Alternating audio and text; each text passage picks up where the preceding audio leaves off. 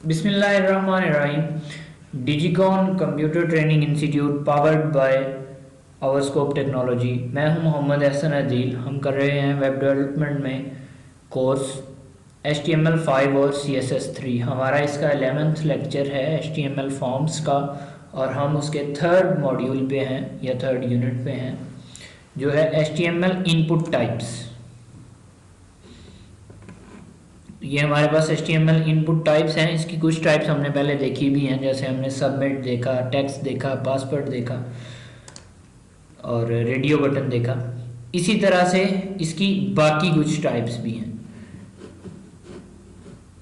तो फॉर्म के अंदर अब हम इनपुट की टाइप्स पे आ जाते हैं।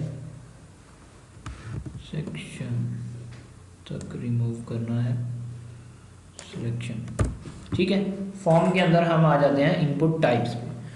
मैं यहाँ पे लिख देता हूँ input type is equal to,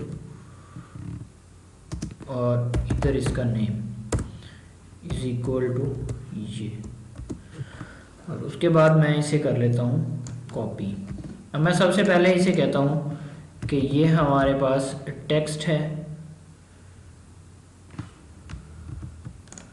और इधर मैं BRB लगा लेता हूँ ताकि मुझे बार बार इसे लिखना ना पड़े, ये मुझे कॉपी ही करना पड़े। तो टेक्स्ट, और इधर हम कर लेते हैं नेम, और इसके स्टार्ट पे हम लिख लेते हैं नेम,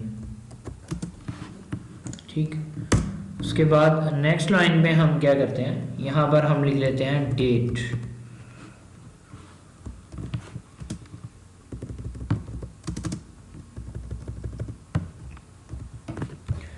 इसकी टाइप भी मैं कर देता हूँ डेट, और इसका नेम भी डेट रख देता हूँ,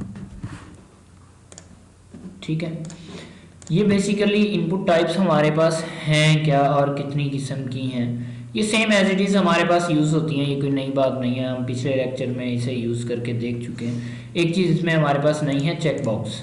चेक बॉक्स हम इसलिए यूज़ करते हैं कि अगर हमने मल्टीपल सिलेक्शन करवानी हो तो उसके लिए हम चेक बॉक्स कर सकते हैं। अब एक बंदा है, उसके पास बाइक भी हो सकती है, कार भी हो सकती है, तो उसके लिए हम चेक बॉक्सेस को यूज़ करते हैं, या किसी ऐसी सूटेबल जगह पे जहाँ पर हमने इसे करना हो। तो ये हमारे पास इनपुट टाइप की जो हैं वो कुछ टाइप्स हैं, तो हम इनको यूज़ करते हैं।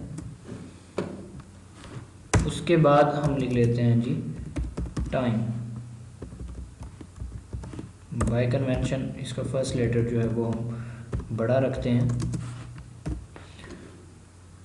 इधर मैं लिख लेता हूँ जी टाइम, और इसका नेम भी दे देता हूँ टाइम, ठीक। उसके बाद नेक्स्ट हमारे पास क्या है, colour. Colour, range, sir, telephone, time, URL, ये सारे हमारे पास जो है वो टाइप्स हैं। URL, और इधर भी मैं लिख देता हूँ URL। इसका बेनिफिट ये है कि कोई और टाइप इसमें जो है वो हम ऐड नहीं कर सकते, ठीक है। कोई और किस्म का अगर हमारे पास डाटा हो वो ऐड नहीं हो सकता हमारे पास।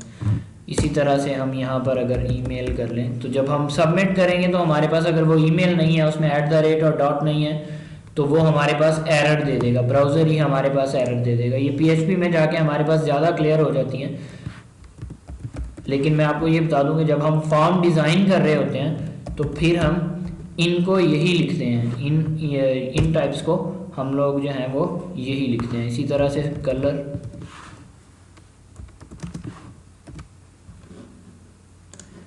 COLOR, colour, COLOR colour. अब मैं इसे सेव करता हूँ और हम देखते हैं कि हमारे पास क्या क्या आउटपुट आती है इसकी। रिफ्रेश करते हैं तो देखें, नेम हमने इसकी टेक्स्ट दी थी तो हम इसमें टेक्स्ट ऐड कर सकते हैं। डेट है हमारे पास, तो इसमें हम जो भी डेट सेलेक्ट करेंगे वो एज इट इज़ हमारे पास आ जाएगी, ठीक है। हमारे पास पूरा कैलेंडर आता है। और उसके बाद हमने दिया था टाइम। टाइम देखें तो ये हमारे पास सेलेक्ट करने के लिए होता है, टाइम, मिनट, सेकेंड, और उसके बाद AM है या PM है ये, और यहाँ पर हम URL और ईमेल ऐड करते हैं।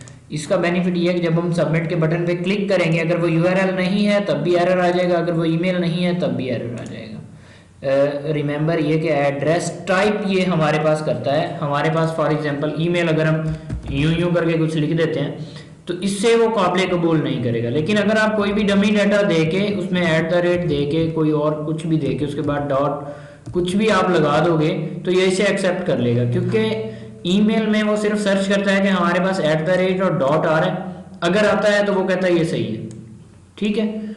उसके इसी तरह से हमारे पास यूआरएल में होता है, इसमें हमारे पास .com और इसके अलावा HTTP आना चाहिए, तो इसलिए ऐसा होता है। इसके बाद हमारे पास है कलर पे देखो मैं सेलेक्ट करता हूँ, मेरे पास एक विंडो आ जाती है, इसमें से मैं यहाँ से कोई भी कलर भी पिक कर सकता हूँ, या मैं यहाँ से अपना कोई ख़ास कलर जिस तरह का मुझे चाहिए मैं बना भी सकता हूँ।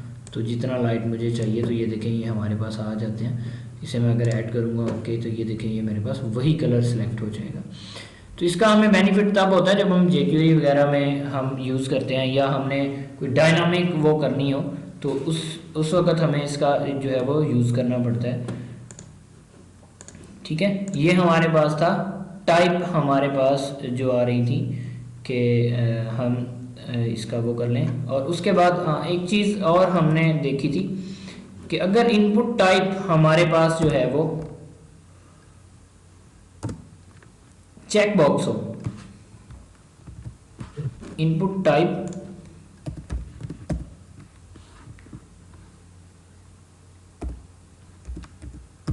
चेक बॉक्स, ठीक है। इसका मैं नेम लगा देता हूँ भी HTML, और इधर भी मैं लिख देता हूँ HTML, और इसकी वैल्यू भी हम यही रखेंगे,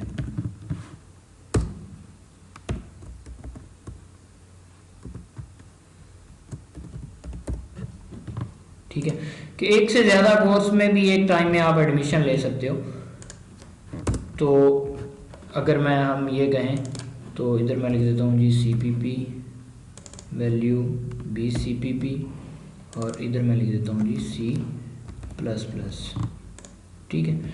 सिर्फ ये दो ही चले, मैं अभी इन्हीं को सेव कर लेता हूँ। और अब हम इसे रिफ़्रेश करके हम देखते हैं, तो ये देखें ये हमारे पास चेक बॉक्सेस आ जाएंगे, ठीक है। रिमेंबर कि जो हमारे पास रेडियो बटन था वहाँ पर हमने किसी एक की सिलेक्शन करनी होती थी, यहाँ पर हम एक से ज़्यादा की सिलेक्शन भी कर सकते हैं, ठीक है। ये हमारे पास चेक बॉक्स कहलाते हैं। अगर मैं चाहता हूँ फॉर एग्जांपल मैं ऐसे चाहता हूँ कि ये हमारे पास बाय डिफ़ॉल्ट चेक्ड हो, तो मैं इसमें जस्ट चेक्ड की ऑप्शन ऐड कर दूंगा, एट्रीब्यूट ऐड कर दूंगा, तो ये हमारे पास बाय डिफ़ॉल्ट हमारे पास है ये चेक्ड रहेगा, ठीक है।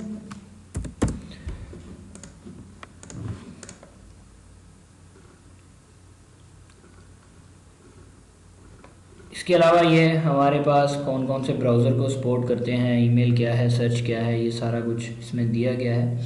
तो थ्योरी को अच्छी तरह से आप रीड कर लें, और अगर किसी चीज़ की आपको समझ नहीं आती तो लेसन में हमारे पास ऐड कमेंट की ऑप्शन है यहाँ पे, या आप यहाँ से ऐड कर लें। ऐड कमेंट की हमारे पास ऑप्शन है, तो यहाँ से आप ऐड कमेंट करके कुछ भी पूछ सकते हैं। और उसके अलावा जो है कमेंट के अलावा हम लोग आप हमें लाइव कांटेक्ट कर सकते हैं स्काइप पे, या हमारे इंजीनियर्स को अगर कोई आपको प्रॉब्लम है। थैंक यू, अल्लाह हाफिज़।